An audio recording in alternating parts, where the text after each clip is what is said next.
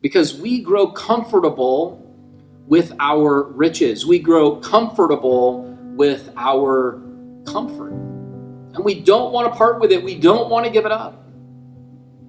But God has demonstrated for us a different kind of approach.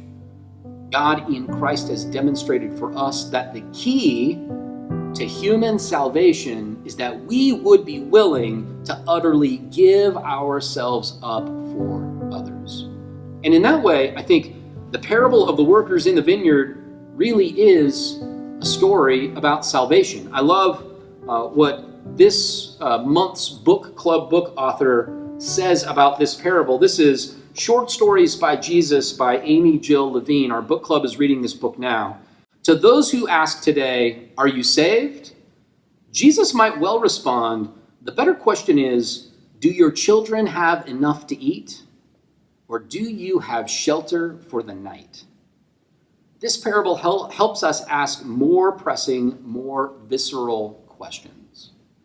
I would agree, and I would say that for us today, maybe the more pressing question is not just, do your children have enough to eat? Although that is an important question.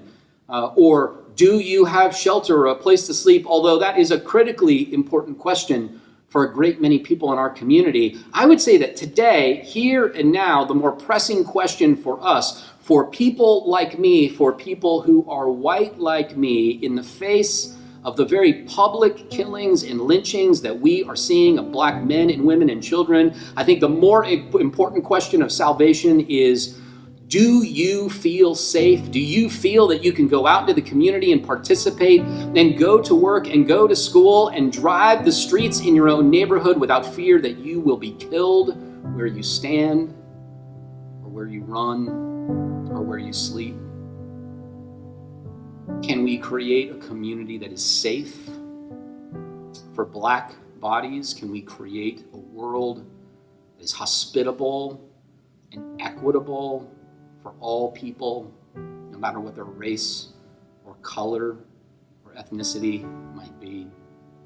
I think that is a pressing and urgent question for us in these times, because I don't know about you, but to me, it has become increasingly and incredibly crystal clear that while Jesus became poor so that we might become rich, there is an entire community of people in the United States who we made poor so that we could become rich.